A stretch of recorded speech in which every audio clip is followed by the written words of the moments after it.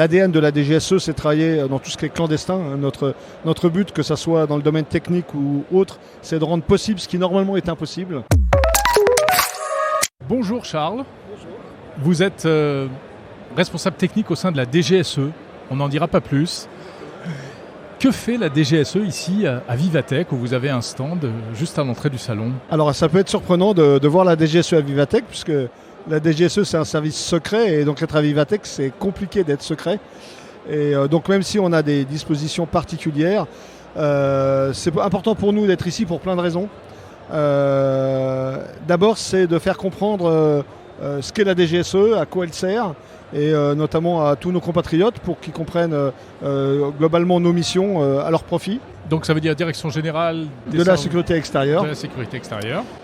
Et puis pourquoi Vivatech plus particulièrement? Parce qu'en fait nous avons énormément de partenariats techniques avec des labos, avec des startups, avec des grands groupes. Voilà, on a un tissu relationnel très développé avec tout ce qui se fait dans la tech en France. Donc c'est important pour nous d'être ici, et également de pouvoir expliquer un petit peu quels sont nos grands besoins, les grandes tendances de nos besoins dans le domaine technologique, que ce soit notamment tout ce qui est monde cyber, mais pas que.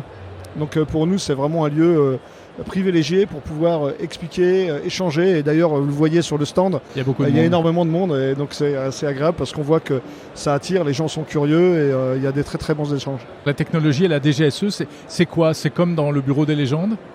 Alors, il y a effectivement des morceaux comme le Bureau des légendes, mais ce qu'on voit moins dans le Bureau des légendes, c'est tout le travail de préparation et tout le travail de sécurisation de ce que nous faisons, puisque l'ADN de la DGSE, c'est de travailler dans tout ce qui est clandestin. Notre but, que ce soit dans le domaine technique ou autre, c'est de rendre possible ce qui normalement est impossible. Donc ça va toucher plein de domaines, ça va du quantique jusqu'au forensique, jusqu'à l'électronique. Donc il y a énormément de domaines. Pourquoi le quantique, pardon? Parce que le quantique, c'est quand même encore une technologie qui est relativement dans le futur. Et c'est pas tant le futur que ça, hein, si on regarde notamment ce que disent les startups françaises qui sont vraiment en pointe dans ce domaine, c'est que le quantique commence à devenir quelque chose de crédible. Mais nous, ce qui nous intéresse, c'est tout d'abord comment le quantique va être mis en œuvre à travers le monde, et également comment la France doit pouvoir s'en protéger, hein, donc tout ce qui est cryptographie post-quantique. Oui, parce que le quantique permet peut-être déjà de déchiffrer des messages qui jusqu'à présent étaient totalement sécurisés. Exactement. Ouais. Donc ça, c'est l'un des défis auxquels vous êtes confrontés aujourd'hui. Alors on ne le fait pas tout seul, hein, on le fait au sein de l'État, on le fait avec l'ensemble du ministère des Armées, mais on est une des composantes et on contribue sur ces sujets évidemment. Je vais poursuivre avec une question naïve. Est-ce que, comme dans le Bureau des légendes, vous pouvez entrer dans n'importe quel smartphone? Alors évidemment, vous imaginez bien que je ne vais pas vous donner les détails, mais comme je viens de le dire précédemment, notre but c'est de rendre possible ce qui n'est pas. Et donc effectivement, on a des équipes qui travaillent sur la mise au clair de tout ce qui est chiffré. On a des équipes qui travaillent sur la mise en place de pièges, de balises. Et également, on travaille aussi à essayer d'atteindre la donnée là où elle est en clair, parce que c'est quand même le meilleur moyen de l'avoir non chiffrée. Alors, quand on va sur le site de la DGSE, ou même ici sur votre stand, on voit des offres d'emploi. Ça veut dire que vous recrutez, vous cherchez des talents. Alors, on recrute plusieurs centaines de personnes par an. Et notamment au sein de la direction technique et de l'innovation, dans tous les domaines, dans le domaine cyber, dans le domaine informatique, dans le domaine des réseaux, dans le domaine de l'électronique, dans le domaine de tout ce qui est communication numérique, hyperfréquence, domaine radio au sens large, des chimistes également. Voilà, on a toutes les facettes de la science sont représentées chez nous, parce que c'est rarement un dispositif tout seul qui nous permet d'atteindre notre but, mais c'est la combinaison d'un certain nombre de solutions qui fait qu'on est efficace. Quel type de profil vous recherchez? Alors on cherche avant tout des gens qui sont curieux, qui ont envie de servir leur pays évidemment, puisqu'il y a un certain nombre de contraintes liées au secret de notre activité, à la discrétion qui nous est imposée. Mais c'est des gens qui ont une aptitude à travailler en équipe, et puis évidemment qui ont les compétences dans le domaine pour lesquels ils sont recrutés, que ce soit, je le répète, en cyber, en informatique, en forensique, en crypto. Voilà, des gens qui ont un background académique et ou un background d'expérience antérieure dans une plus ou moins grosse entreprise, mais quelqu'un qui peut nous apporter à la fois des savoir-être, et des savoir-faire. Est-ce que vous arrivez à séduire, par exemple, des jeunes qui sortent d'école? Parce que on sait que dans ces milieux-là, dans ces métiers-là, on peut très vite avoir de très belles propositions, de très bons salaires, de très belles perspectives de carrière. Est-ce que vous pouvez offrir la même chose de la part d'un service public? Alors, on a des salaires qui sont ce qu'ils sont, mais qui ne sont pas du tout déshonorants sur la place de Paris. En revanche, ce qu'on peut leur apporter en plus, c'est la question du sens. C'est de savoir qu'en venant chez nous, ils vont contribuer à renseigner nos autorités, à participer à déjouer des attentats, à dynamiser un certain nombre de pans de notre activité française. C'est peut-être moins ce qu'ils feront dans une entreprise privée, même s'il faut évidemment des talents dans les entreprises privées. Et souvent les jeunes, notamment les jeunes ingénieurs, sont attirés chez nous par à la fois les moyens techniques qu'on peut être amené à mettre en œuvre, les capacités de calcul par exemple pour les crypto-mathématiciens, mais également le fait qu'il y a une excellence technique dans beaucoup d'équipes, et donc ça les tire vers le haut. Donc ça veut dire que vous avez des moyens, vous estimez avoir des moyens que par exemple on ne trouvera pas forcément dans le privé, en termes de puissance d'ordinateur? Oui, alors on a des moyens, je parlais des moyens de calcul, mais aussi des moyens en termes de réseau, ainsi de suite, qui sont considérables, que le contribuable français nous a donné. Donc on veille à ce que ça soit utilisé au mieux possible. Et puis on a aussi des moyens que nous donne la loi pour agir. Qui sont des moyens très très contrôlés, mais qui nous permettent d'exercer notre action dans des bonnes conditions. Comment être sûr malgré tout que vous n'allez pas trop loin? Qu'est-ce qui me garantit que la DGSE ne va pas m'espionner moi par exemple? Alors c'est une excellente question. Donc la DGSE a des pouvoirs exorbitants, vous l'avez compris, dans ses moyens et ses capacités d'action. Et en revanche, elle est parfaitement soumise au cadre de la loi de 2015 qui a bien cadré toute notre action.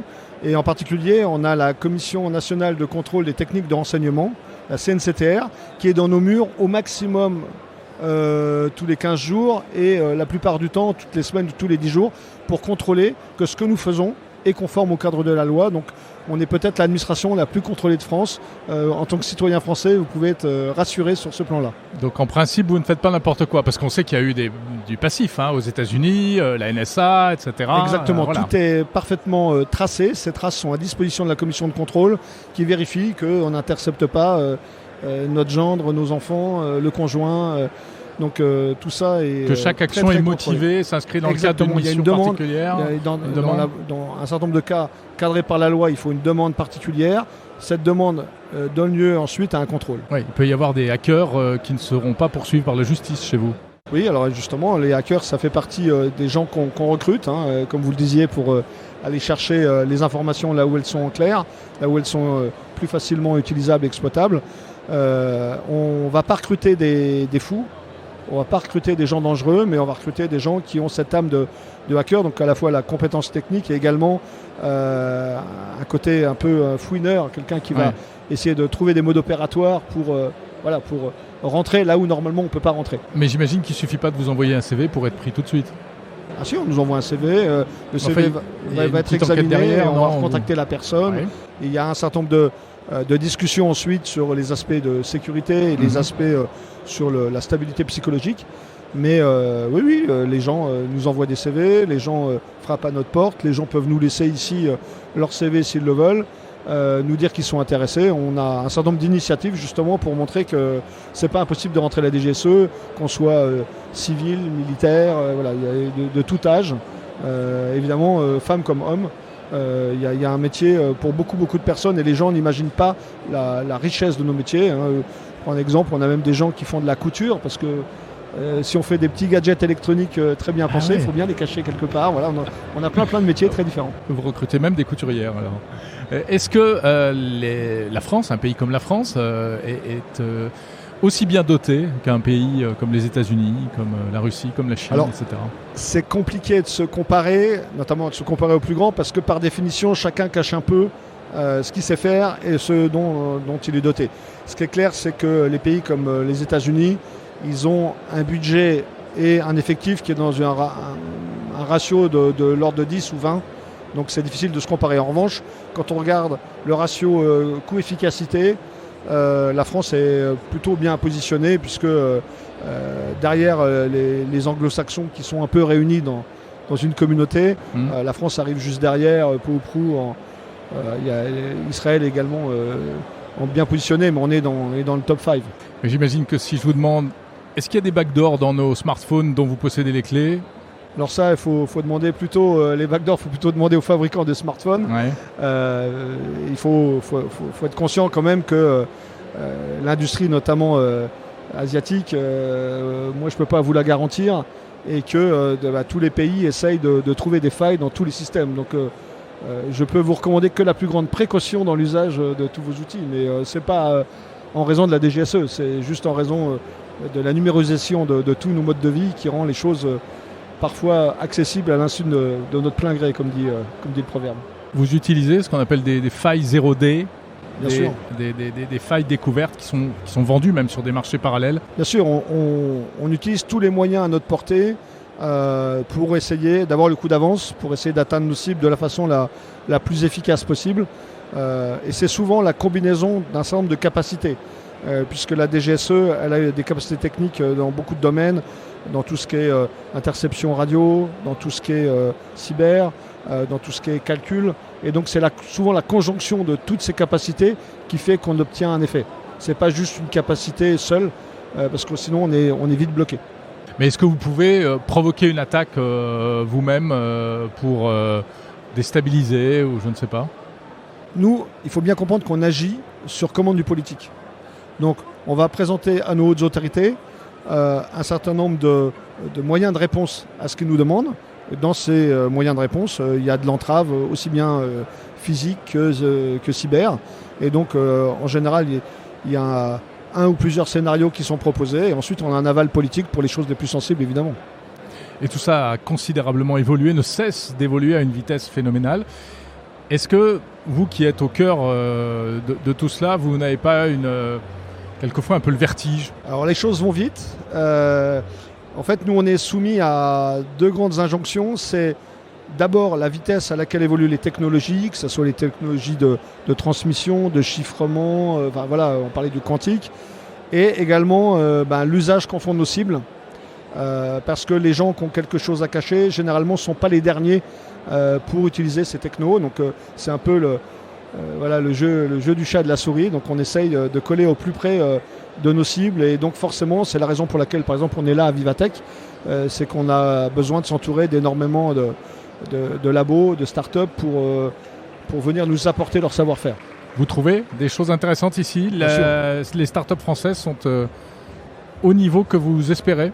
On a d'excellentes start-up, et souvent les start-up ne savent pas que ça peut nous intéresser. Donc c'est pour ça que c'est important aussi qu'on aille les voir, parce que l'usage que nous on voit d'un objet ou d'une solution n'est pas forcément celle qu'ils pourraient imaginer. Donc spontanément, ils ne vont pas forcément venir vers nous. Et c'est pour ça qu'au sein du ministère des Armées, on est aussi proche d'un certain nombre d'instances comme la délégation générale à l'armement ou l'agence d'innovation de défense, qui collectent aussi un certain nombre de ces pépites. Et on peut partager aussi avec eux la connaissance du tissu industriel. Charles, c'est vrai qu'on a envie de vous poser plein de questions auxquelles on sait que vous ne répondrez pas forcément malheureusement, mais ce qui fascine, c'est cette capacité pour recueillir du renseignement, d'entrer dans des réseaux, d'entrer dans des terminaux, etc. Est-ce qu'on peut dire qu'aujourd'hui, les services de renseignement d'une manière générale se livrent à des activités, font des choses qu'on n'imagine même pas ? Alors, je vais juste vous faire témoignage de ce que je vis au quotidien. Ça fait quand même de nombreuses années que je suis à la DGSE.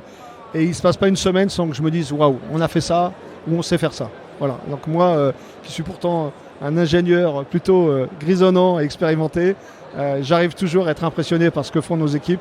Donc oui, je vous confirme qu'on fait des choses absolument fantastiques à la DGSE. Et c'est parce qu'on a à la fois les bons talents, le bon état d'esprit, le travail en équipe et une grande forme d'inventivité. On ne s'interdit rien, on n'a peur de rien. Simplement, on a des cibles, et la question, c'est pas est-ce qu'elles sont atteignables ou pas, c'est comment on les atteint. Merci beaucoup, Charles. Ce sera votre nom pour cette interview. Merci beaucoup. Je rappelle que vous représentez la direction technique de la DGSE. Merci à vous.